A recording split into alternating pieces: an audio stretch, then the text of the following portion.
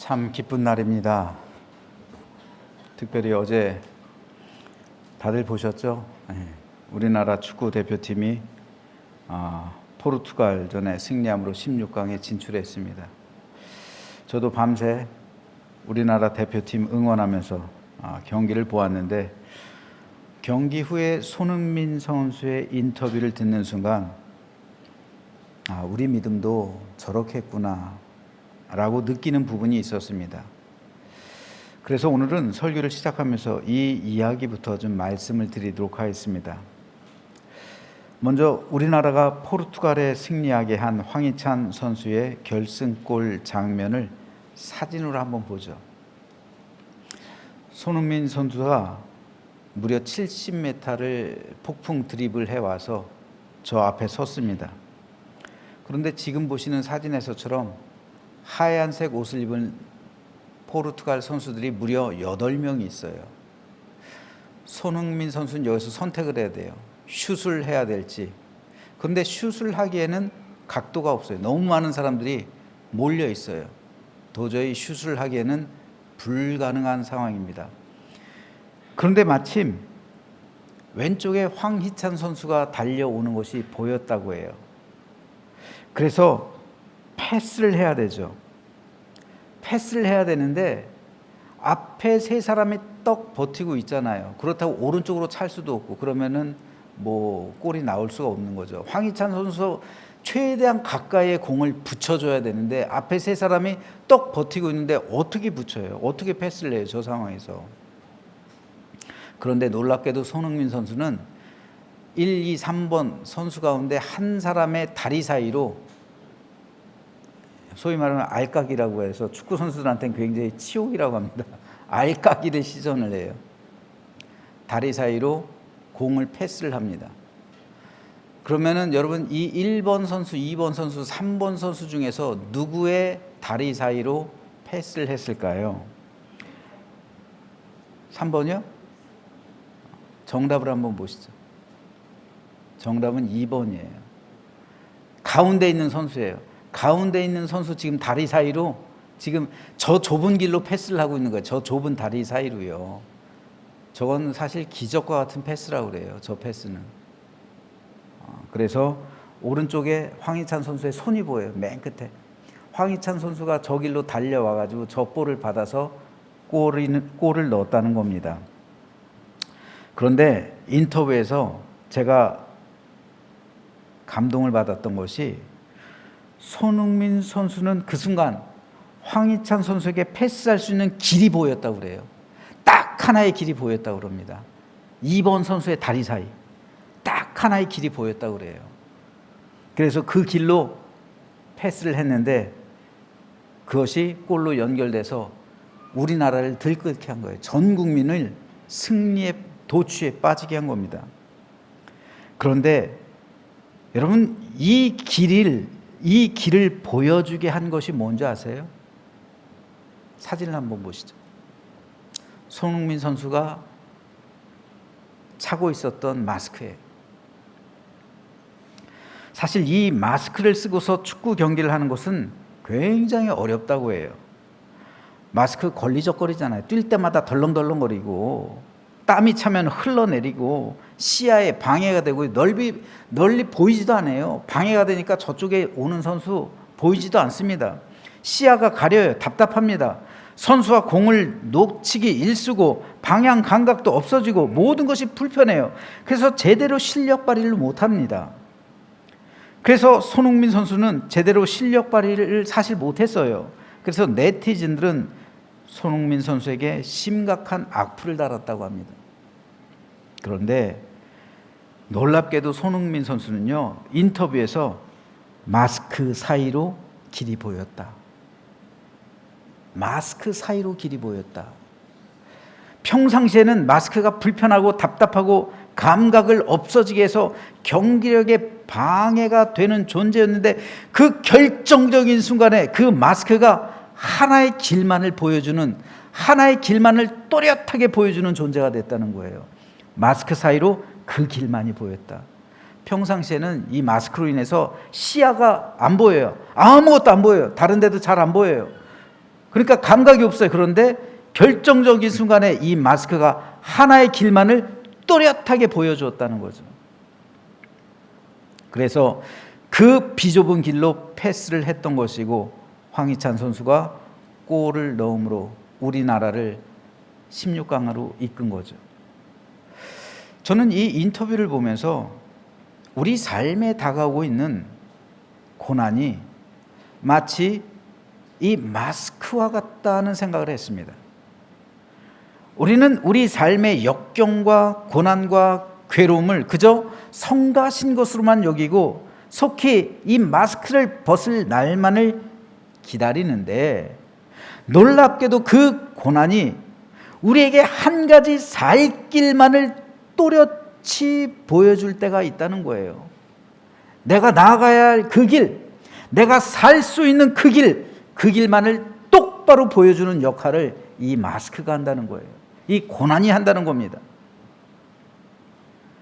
그렇다면 오늘 우리가 쓰고 있는 이 마스크, 이 고난과 역경과 아픔이라는 이 마스크는 우리를 죽이는 마스크가 아니라 도리어 우리를 살리는 마스크가 되는 거예요. 특별히 강림절 두 번째 주일을 맞이하고 있는데, 강림절을 보내면서 예수님의 고난을 통해 하나님의 구원 계획이 뚜렷이 드러났죠. 그렇게 되었듯이 오늘 우리 역시 우리 삶에 있는 고난과 역경 가운데 하나님의 뜻을 또렷하게 바라보고 깨달으며 믿음으로 승리하는 복된 강림절이 되시기를 주님의 이름으로 축복합니다. 지난주에는 오늘 미가서 본문을 통해서 예수님께서 베들레헴에서 탄생하신 이유가 낮아짐 때문이라고 말씀을 드렸어요. 그래서 하나님은 그 당시 천대받는 직업군이었던 목동들, 그리고 이방인들인 동방박사들에게 예수님의 탄생 소식을 알리셨고, 그들에게 주님께서 이 땅의 왕으로 오셨음을 알리게 하는 사명을 주셨다고 말씀드렸습니다. 그래서 하나님의 은혜는 낮고 천한 곳에서부터 차오르게 됨으로써 이 땅에 임하는데, 우리 역시 낮아진 마음을 가져야 예수님의 은혜에 동참할 수 있게 됨을 말씀드렸습니다. 오늘은 미가 선지자가 베들레헴을 부르면서 그냥 베들레헴이라고 말하지 않고 베들레헴 에브라다야 라고 부르는데, 왜 미가는 굳이 베들레헴을 그냥 베들레헴이라 부르지 않고 베들레헴 에브라다야 라고 에브라다라는 지명을 추가하고 있는지 그 이유에 대해서 잠시 살펴보겠습니다. 먼저 에브라다라는 지명은 베들레헴의 옛 이름이었어요. 그런데 왜 선지자 미가는 베들레헴과 함께 베들레헴의 옛 이름인 에브라다라는 지명을 동시에 언급하고 있을까요? 그 중요한 의미가 있습니다. 에브라다라는 지명은 성경에 모두 11번 등장하는데, 가장 먼저 에브라다라는 지명이 사용되고 있는 것이 창세기 35장이에요. 그 말씀을 잠깐 읽어보겠습니다. 그들이 벳엘에서 길을 떠나 에브랏, 이 에브랏이 바로 에브라다라는 말과 동의어입니다. 에브랏에 이르기까지 얼마간 거리를 둔 곳에서 라헬이 해산하게 되어 심히 고생하여 그가 난산할 즈음에 산파가 그에게 이르되 두려워하지 말라. 지금 내가 또 등남하느니라 하매 그가 죽게 되어 그의 혼이 떠나려 할 때에 아들의 이름을 베노니라 불렀으나 그의 아버지는 그를 베냐민이라 불렀더라. 라헬이 죽음에 에브랏 곧 베들레헴 길에 장사되었고, 야곱이 라헬의 묘에 비를 세웠더니 지금까지 라헬의 묘비라 일컫더라. 야곱이 그의 가족들과 더불어 베델을 떠나서 그의 아버지가 지금 살아계신 헤브론 지역으로 가고 있어요.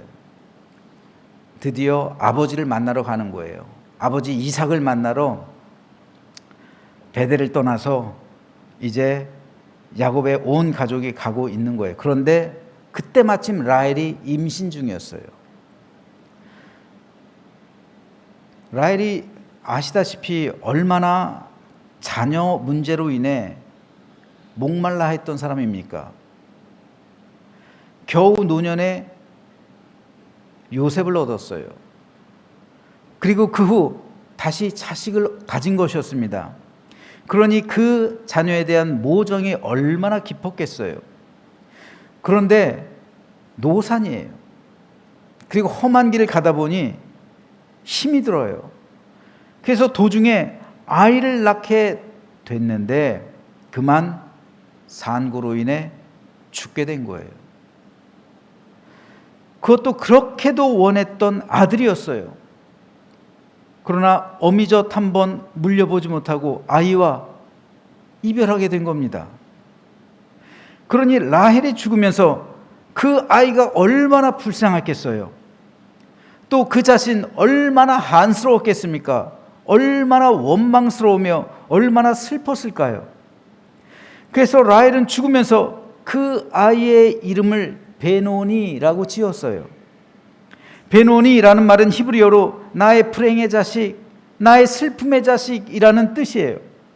왜 안 그렇겠습니까? 그렇게도 바라던 아들을 낳자마자 첫 한 번 물리지 못하고 죽음으로써 이별해야 하는 그 엄마에게 있어서 그 자녀는 슬픔이에요. 얼마나 그 아이가 불쌍했겠어요. 내가 죽는 것도 죽는 거지만 이 아이가 살아갈 날을 생각하니 너무 불쌍한 거예요. 그래서 슬픔이라고 짓는 거예요. 태어나자마자 엄마를 잃은 자식에게 엄마의 죽음은 또 불행이잖아요. 그러니 불행의 자식이란 말도 맞아요. 그래서 베노니라는 이름은 불행, 슬픔이란 말이에요. 그런데 야곱은 이 이름이 너무 싫은 거예요. 사랑하는 아내를 잃은 것도 슬프지만 아이에게 엄마가 없는 것도 괴롭지만 그 아이의 이름마저 불행의 자식, 슬픔의 자식이라고 부른다면 그 아들의 이름을 부를 때마다 야곱의 마음이 어떨까요? 그래서 야곱은 그 아이의 이름을 베냐민이라고 바꿔버립니다. 베냐민이란 이름은 히브리어로 나의 오른손의 자식이라는 뜻이에요. 오른손은 능력을 뜻합니다. 가장 친밀한 관계를 의미합니다. 그래서 왕이 가장 신뢰하는 사람을 일컬어 내 오른팔이라고 표현했던 거예요. 야곱은 베노니라는 아들이 슬픔에 잠겨 불행 가운데 사는 것이 아니라 야곱의 오른팔이 되어서 야곱과 친밀할 뿐더러 야곱의 모든 권세와 능력을 이어받게 되기를 원했던 겁니다. 이 사실을 아는 것은 중요합니다. 베노니라는 사람과 베냐민이라는 사람은 똑같은 동일한 인물이에요. 그런데 그 사람을 어떻게 바라보느냐에 따라 이 사람의 삶이 달라지는 거예요. 그 아들이 베노니 사실이잖아요. 라헬은 베노니를 낳은 거잖아요.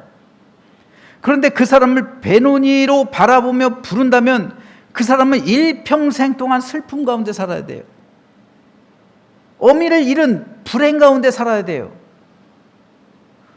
여러분, 옛 우리말에는 이렇게 자식이 태어나면서 엄마를 잃게 되었을 때 하는 욕이 있어요. 엄마를 잡아먹은 자식. 그렇죠? 이 아이도 자라다 보면 사춘기를 겪을 때가 있을 거잖아요. 그럴 때 어른들이 말해요. 지 애미를 잡아먹은 자식. 이게 어마어마한 트라우마가 되는 거예요. 베논이라고 부르는 순간 그 아이는 지 애미를 잡아먹은 자식이 되는 거예요. 사람들은 그렇게 부르는 거예요. 그래서 불행의 자식이 되는 거고 슬픔의 자식이 되는 겁니다. 베논이라고 부르는 순간 그 아이는 그런 삶을 살아가기로 결정되는 거예요. 사람들이 그렇게 부르니까요. 그러나 그 사람이 베논이로 태어난 것은 분명한 사실이지만 그럼에도 불구하고 야곱과 같이 그의 이름을 베냐민이라고 부른다면 그 사람은 아버지의 오른팔이 되는 거예요. 그 사람은 어미를 잡아먹은 사람이 아니라 너를 살리기 위해서 네 엄마가 희생한 사람이야. 너는 그렇게 소중한 사람이야. 너를 살리기 위해서 네 엄마가 자기 목숨으로 자기 생명값을 치른 사람이야. 너는 그렇게 소중하고도 귀중한 사람이야. 완전히 다른 거예요. 똑같은 베논이 베냐민인데 에미를 잡아먹은 사람하고 너를 살리기 위해서 네 엄마가 목숨을 치른 사람, 이거는 차원이 다른 말입니다. 베냐민은 오른손이에요. 오른팔이에요. 나의 오른팔이에요. 그러므로 너는 네 형제 중에서 제일 귀중한 사람이다 라는 의미입니다. 그래서 아버지의 모든 기업을 물려받는 능력과 권세가 너에게 있다. 이것이 너의 어머니가 너에게 해준 일이다. 이렇게 생각하는 것과 베논이라는 건 완전히 차원이 다른 이야기입니다. 어떻게 바라보느냐에 따라 그 사람의 삶이 달라지는 거예요. 저와 여러분도 마찬가지입니다. 나란 사람을 어떤 관점에서 보느냐에 따라 그 사람의 삶이 달라지는 거예요. 저도 가정 환경으로는 좋은 환경이 아니었습니다. 제가 태어나고 2살에 저희 어머니 혼자 됐어요. 저 아버지 없이 자랐습니다. 저는 평생 동안 아버지란 이름을 단 한 번도 불러보지 못했어요. 여러분 그 서름을 아세요? 아버지란 이름을 단 한 번도 불러보지 못했어요. 그런데 제가 은혜를 받고 하나님을 만나고 하나님을 아버지라고 부를 때 그 감격, 야, 나에게도 아버지가 생겼구나. 진짜 아버지요. 하나님이 내 아버지가 되신대. 제가 만약 베논이로 살았다면 애비 없는 사람, 애비 없으니까 저렇게 살지, 이런 말을 들으면서 살아가는 거예요. 그런데 제가 베냐민이 되었을 때, 하나님을 만났을 때, 하나님을 아버지라고 부르기 시작했을 때 하나님의 오른팔이 되는 거예요. 그래서 하나님께서는 저를 목회자로 삼으시고 제가 이 자리에 서 있을 수 있는 거예요. 오른팔의 능력이 되는 거예요. 제가 베논이로 저를 부를 수도 있어요. 똑같은 사람이에요. 최용이란 사람은 베논이도 맞고 베냐민도 맞아요. 그런데 어떤 관점에서 나를 바라보느냐에 따라 내 인생이 달라지는데 하나님께서 나를 베냐민으로 바라보셨고 베냐민의 축복을 주셨단 말입니다. 여러분의 인생도 마찬가지입니다. 똑같은 사람이에요. 베논이로 여러분을 볼 수도 있고 베냐민으로 볼 수도 있어요. 여러분의 아내, 여러분의 남편, 여러분의 자식, 여러분의 부모가 베논이가 될 수도 있고 베냐민이 될 수도 있어요. 어떤 관점에서 보느냐에 따라 달라지는 거예요. 그러므로 내 삶을 베논이로 본다면 내 삶은 불행해요. 슬픔이에요. 저주의 자식이에요. 표면적으로는 사실이에요. 하지만 하나님의 사람은 그 불행과 슬픔을 베논이라고 부르는 것을 그쳐야 됩니다. 베냐민이라고 부를 수 있어야 돼요. 그래서 이 사건이 내게 불행이고 슬픔인 것 분명한 사실이에요. 하지만 그럼에도 불구하고 그것이 오히려 내 인생의 축복이 되고 내 오른손의 능력으로 변화될 수 있음을 바라보고 믿어야 하는 거예요. 설교를 시작하면서 말씀드렸던 손흥민 선수의 마스크, 베논이가 될 수도 있고 베냐민이 될 수도 있어요. 하지만 결정적인 순간에 그 마스크가 한 길을 보여주었고 그 길을 통해 패스함으로 우리나라 전 국민이 열광하게 만들었어요. 이와 같이 우리 인생 속에서도 어떤 사건이 베논이로 다가올 수도 있고 베냐민으로 될 수도 있지만 우리는 베논이를 바라보는 것이 아니라 그 이면에 있는 베냐민을 발견할 때 그것이 우리 인생에 있어서 축복의 사건으로 변하게 됨을 믿으시기를 주님의 이름으로 축복합니다. 오늘 본문에서 선지자 미가가 베들레헴 에브라다야라고 부르는 이유가 바로 여기 있어요. 미가는 베들레헴이라는 지명도 부르고 에브라다라는 지명도 불러요. 즉 베논이라는 이름과 함께 베냐민이라는 이름을 동시에 언급하고 있는 겁니다. 라헬이 죽은 이후로 에브라다라는 이 지명은 슬픔의 장소예요. 이별의 장소입니다. 불행한 장소고 죽음의 장소예요. 라헬의 묘가 거기 있잖아요. 그 묘를 볼 때마다 사람들은 베노니를 떠올리는 겁니다. 에브라다가 되는 거예요. 그래서 사람들은 라헬의 죽음을 연상시키는 이 에브라다라는 이름 대신 베들레헴이라는 이름을 사용하기 시작해요. 이후로 이 에브랏에서 중요한 사건이 하나 벌어집니다. 그 사람의 이름은 엘리멜렉이요, 그의 아내 이름은 나오미요, 그의 두 아들의 이름은 말론과 기럧이니 유다 베들레헴 에브랏 사람들이더라. 여기서도 에브랏과 베들레헴을 동시에 사용하고 있어요. 룻기서의 배경이 되는 곳이 바로 에브랏, 즉 베들레헴이라는 말입니다. 그리고 룻기서의 결말은 나오미와 룻을 향한 사람들의 축복으로 이렇게 끝맺게 돼요. 성문에 있는 모든 백성과 장로들이 이르되 우리가 증인이 되나니 여호와께서 네 집에 들어가는 여인으로 이스라엘의 집을 세운 라헬과 레아 두 사람과 같게 하시고 네가 에브랏에서 유력하고 베들레헴에서 유명하게 하시기를 원하며 여호와께서 이 젊은 여자로 말미암아 네게 상속자를 주사 네 집이 다말이 유다에게 낳아준 베레스의 집과 같게 하시기를 원하노라 하니라. 사람들은 나오미의 가정이 에브랏에서 유력하고 베들레헴에서 유명하게 되며 또한 룻으로 말미암아 상속자를 하나님께서 주시기를 축복했습니다. 그리고 그 축복의 결과로 태어난 사람이 오벳이에요. 오벳은 이새를 낳습니다. 그리고 이새는 다윗을 낳은 거예요. 그러므로 다윗 왕은 룻과 보아스의 증손자이고요, 그의 고향 바로 베들레헴이었던 겁니다. 이에 대해 성경은 이렇게 기록합니다. 다윗은 유다 베들레헴 에브랏 사람 이새라 하는 사람의 아들이었다. 여기서 말하고 있는 베들레헴 에브랏과 오늘 미가서 본문에서 말하고 있는 베들레헴 에브라다는 같은 말입니다. 그렇다면 베들레헴 에브랏은 다윗이라는 위대한 왕이 태어난 장소가 되는 겁니다. 육신의 눈으로 볼 때 베들레헴은 인구가 1000명이 채 되지 않는 자그마한 성읍이었지만 바로 그곳에서 이스라엘의 위대한 왕이 태어났기 때문에 그 성읍은 결코 작지 않다라고 미가 선지자는 선포하고 있는 겁니다. 다시 말해서 미가는 베들레헴에서 다윗 왕이 태어났듯이 하나님이 정하신 끝날이 되면 다시 베들레헴에서 이스라엘을 구원할 위대한 왕이요 메시아가 태어나게 될 것이라는 예언을 하고 있는 겁니다. 그래서 미가는 베들레헴을 그저 베들레헴이라 부르지 않고 다윗이 태어날 당시 불리던 지명이었던 에브라다라는 지명을 함께 사용하고 있는 거예요. 이를 통해 우리는 한 가지 중요한 사실을 깨달을 수 있습니다. 에브라다는 라헬이 죽은 곳입니다. 에브라다는 라헬이 그 아들에게 젖 한 번 물려보지 못하고 헤어진 이별의 장소입니다. 슬픔의 장소, 불행의 장소, 원망의 장소, 저주와 죽음의 장소였습니다.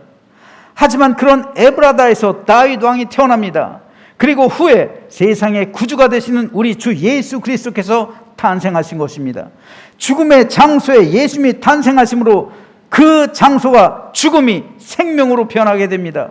이별의 장소에 예수님이 태어나심으로 회복의 장소가 되는 거예요. 슬픔의 장소에 주님께서 오심으로 기쁨이 되었고, 불행의 장소에 예수님이 나심으로 행복이 되었던 겁니다.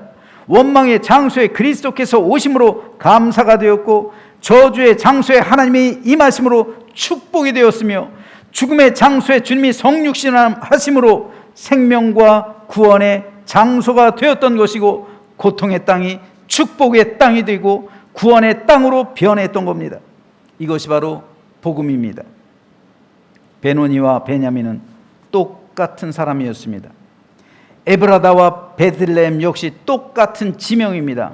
그러나 우리가 예수님을 믿고 주님을 내 마음에 영접할 때 내 심령은 베노니에서 베냐민이 되는 것이고, 내가 살아가는 삶의 장소는 에브라다에서 베들레헴이 되는 겁니다.